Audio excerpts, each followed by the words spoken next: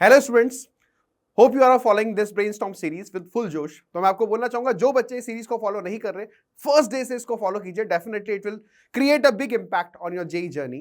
तो आपने एक सवाल देखा होगा पिछले वाले वीडियो में, उस सवाल को हम लोग सॉल्व करते हैं। That was a question of 3 types of sigma. तो यहां पे आप देख सकते हैं सवाल में क्या है कि सिग्मा ए बराबर 1 से लेकर इंफिनिटी है, बी बराबर 1 से लेकर इंफिनिटी है, सी बराबर 1 से लेकर infinity, and this expression is given. इसका वैल्यू आपको फाइंड आउट करना है। तो बच्चों, सबसे पहले एक चीज नोट कीजिएगा, ये सवाल बहुत ही अमेजिंग क्वेश्चन है क्योंकि यहां पे सिमेट्रिसिटी का कॉन्सेप्ट यूज हुआ है।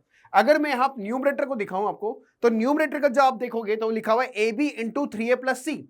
तो A B into 3a plus C के जितने भी कॉम्बिनेशन बन सकते हैं ना, इस सवाल का आंसर हमेशा सही सेम ही आएगा। यस और नो?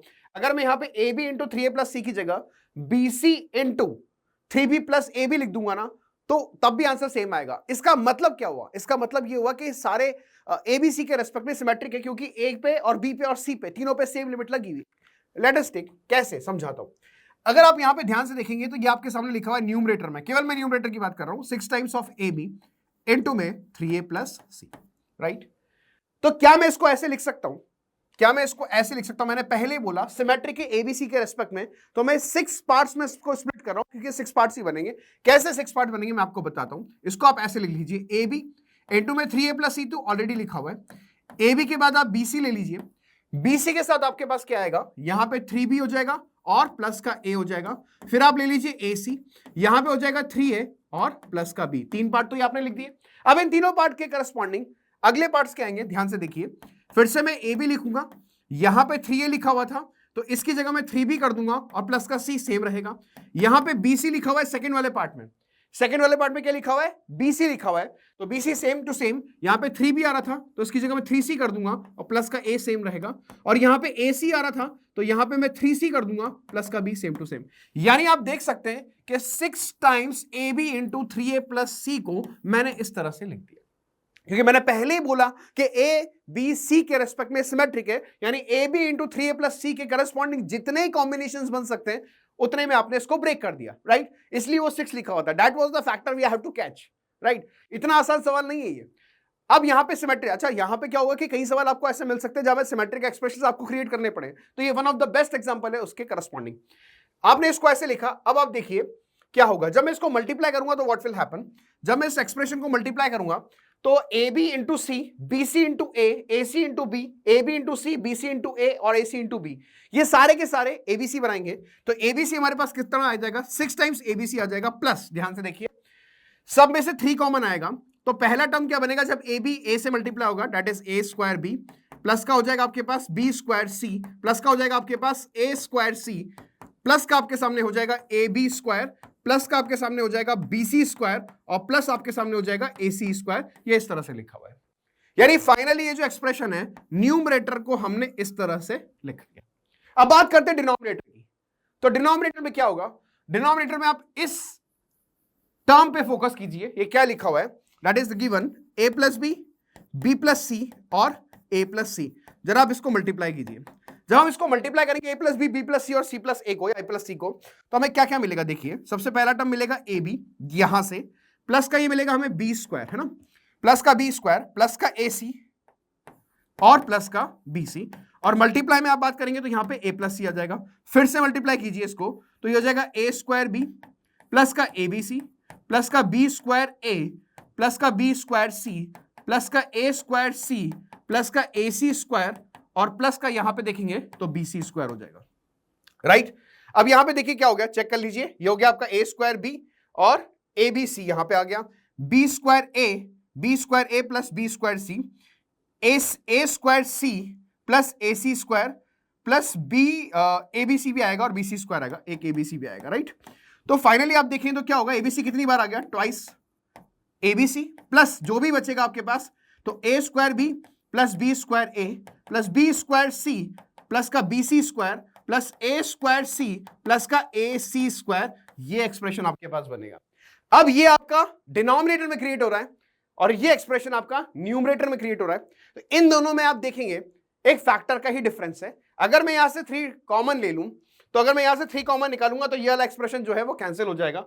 यानी फाइनली जो आपके पास सवाल बचेगा वो क्या बचेगा, देखिए sigma A is equal to 1 से लेके infinity, sigma B is equal to 1 से लेके infinity, sigma C is equal to 1 से लेके इन्फिनिटी। आपने क्या किया, इस एक्सप्रेशन में से 3 कॉमन निकाल लिया। तो जब आपने 3 कॉमन निकाला यहां से, तो आपके पास क्या बचेगा, twice of A B C plus का ब्रैकेट में आपके पास बचेगा ए स्क्वायर बी प्लस का A B square plus B square C plus का बी सी स्क्वायर प्लस का ए स्क्वायर सी प्लस का ए सी स्क्वायर, इस तरह से बचेगा, राइट। और डिनोमिनेटर में क्या बचेगा, 4 की power a plus B plus C, तो वैसा का वैसा है। और यहां पे जो एक्सप्रेशन बचेगा वो आपके पास क्या बचेगा, ये वाला टर्म। तो twice of ABC, this is again twice of ABC plus the same expression A square B plus का ए बी स्क्वायर प्लस का बी स्क्वायर सी प्लस का बी सी स्क्वायर प्लस का ए स्क्वायर सी प्लस का A C square, correct. अब आप ध्यान से देखिए ये दोनों टर्म्स तो आपस में क्या होगा, कैंसिल, क्योंकि सेम टू सेम है। अमेजिंग एग्जांपल ऑफ सिमेट्रिसिटी बच्चों। ये सिमेट्रिसिटी को किस तरह से यूज करना है, यहां पे सबसे पहले आपको यह समझना था, क्योंकि अदरवाइज अगर आपने सिमेट्रिसिटी नहीं लगाया होगा, कमेंट सेक्शन में जरूर बताइएगा आप लोग कि आपने सर ट्राई तो किया होगा इसको पर सॉल्व नहीं कर पाए होंगे, केवल इस वजह से क्योंकि आपने इस कंसेप्ट के बारे में नहीं सोचा होगा। जरूर बताइएगा आपने किस तरह से अप्रोच किया था, राइट। अब इसके बाद सवाल को अगर हम सॉल्व करेंगे तो हमारे पास क्या बचा है, 3 तो बाहर आ जाएगा, सिग्मा ए बराबर 1 से लेके इन्फिनिटी, सिग्मा बी बराबर 1 से लेके इन्फिनिटी और सिग्मा सी बराबर 1 से लेके इन्फिनिटी। और ये हो जाएगा 1/4 की power a plus B plus C. या तो आप इसको ऐसे लिख लीजिए 1/4 to the power a into 1/4 to the power b, right. और डायरेक्टली भी आप कर सकते हैं, क्योंकि देखिए आप इसको 4 की पावर a इंटू 4 की पावर b ऐसे ब्रेक करोगे ना, 1/4 की पावर a इंटू 4 की पावर b इंटू 4 की पावर c ऐसे ब्रेक करोगे। पहला सिग्मा जो है वो c पे लगा हुआ है, तो a और b वाली टर्म बाहर आ जाएगी, तो 1/4 की पावर c और c का वैल्यू 1 से लेकर इन्फिनिटी तक जा रहा है, तो इनफाइनाइट जीपी बनेगी। तो इनफाइनाइट जीपी किस में बनेगी, 1/4 की पावर c में, और 1/4 की पावर a और 1/4 की पावर b बाहर आ जाएगा, और c का वैल्यू 1 से लेकर इन्फिनिटी तक। तो इनफाइनाइट जीपी का सम कितना होगा, a/1 माइनस r। जब आप इसको सॉल्व करोगे तो ये 1/3 आ जाएगा। तो मैं आपसे क्या कह रहा हूं, पूरा सॉल्व करने की जरूरत थोड़ी ना है। आपको पता है कि एक बार 1/4 की पावर a के लिए इनफाइनाइट जीपी का सम लगेगा, एक बार 1/4 की पावर b के लिए लगेगा, एक बार 1/4 की पावर c लिखेगा, c के लिए लगेगा। तो मैं क्या डायरेक्टली नहीं लिख सकता 1/3 का होल क्यूब, क्योंकि आपका सबके लिए आंसर सेम ही आएगा और हमें इसका -1 का वैल्यू निकालना था। आप देख सकते हैं कि सवाल में -1 लगा हुआ है, वहां पे आप देख सकते हैं सवाल में क्या लगा हुआ है, -1 लगा हुआ है पूरे एक्सप्रेशन पे। पूरे एक्सप्रेशन पे क्या लगा हुआ है, -1। तो यहां पे भी -1 था, इस पूरे एक्सप्रेशन पे कितना था, -1 था, ठीक है। और इस पूरे एक्सप्रेशन पे कितना था, -1, राइट। तो इसका वैल्यू किसके बराबर आ गया, this will be equal to 1/9 पूरे की पावर -1। तो करेक्ट आंसर विल बी 9। समझ में आया। तो जब भी आप सिग्मा के इस तरह के सवाल में स्टक हो जाएं, आप नहीं सॉल्व कर पा रहे हैं, तो इस बात का आप हमेशा ध्यान रखें कि जो कांस्टेंट फैक्टर आ रहा है वो बहुत बड़ा रोल प्ले करेगा सिमेट्रिसिटी को इंट्रोड्यूस करने में। तो ये 6 को हमने किस तरह से यूज किया, 6 ऐसे कॉम्बिनेशंस बना दिए जो इसके corresponding A B into 3a plus C के लिए बन सकते थे, और जैसे ही हमने बनाया सवाल जो है वो खत्म हो गया। वरना इतना आसान नहीं था इस सवाल को सॉल्व करना। जिन बच्चों ने सॉल्व कर लिया, हैट्स ऑफ टू एवरीवन। और इसका आंसर जो होगा 9 के बराबर होगा। Let's see your next brainstorm question, जो कि स्क्रीन पे आपको दिखाई दे रहा है। Thank you so much everyone to be there, thank you so much for patience everyone.